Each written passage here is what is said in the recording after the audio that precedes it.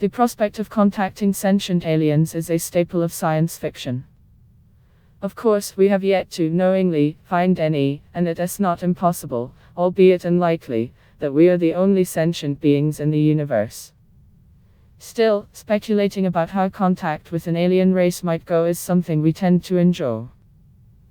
Here are some fictional first contact scenarios and some thoughts on whether they are, at all, plausible.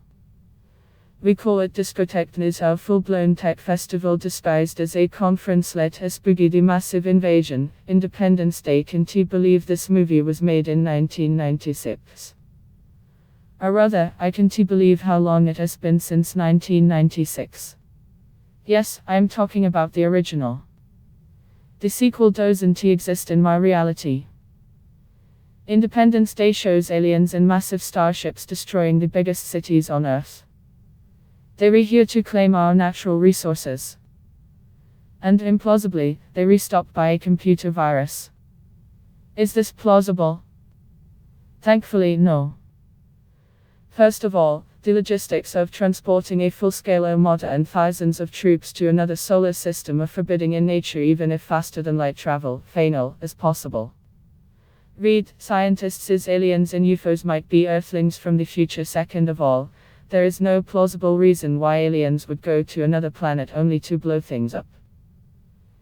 A massive invasion would wreck the planet's ecosystem and all the infrastructure that could be used to obtain natural resources.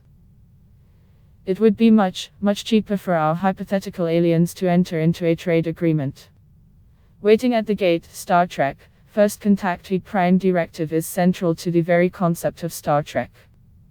Star Trek, First Contact has time travel shenanigans, Borg battles, and the Vulcans just sitting there waiting for us to invent fictional before they said hi. Is this plausible? Possibly. If humans can come up with the concept of a prime directive, so can aliens. If they also have the kind of history of colonialism we do, it might make sense for them to hold off until we're ready for peaceful contact. And the Vulcan motivation for wanting contact is also a feasible one, although I think a more human one would be simple curiosity. Wanting to increase diversity, to learn about different views of the world. It makes sense.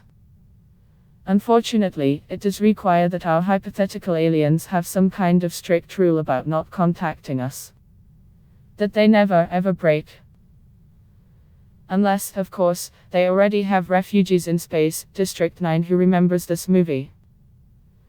This South African and New Zealand flick isn't often talked about these days, but it should be. It's an excellent, interestingly produced movie that was nominated for 4 Oscars. The concept behind District 9 is that the aliens come not as traders, nor as conquerors, but as climate refugees, fleeing a dying planet. The movie was more a metaphor for apartheid than anything else, and it is a dark movie, not at all hopeful. But is it plausible? There is part of me that wants it to be, because there is something vaguely hopeful about a dying civilization managing to have refugees to another system. It seems more likely, though, that any such refugees would try to survive in their own system, by building. You can read full post on Cryptophans News, link available in text below.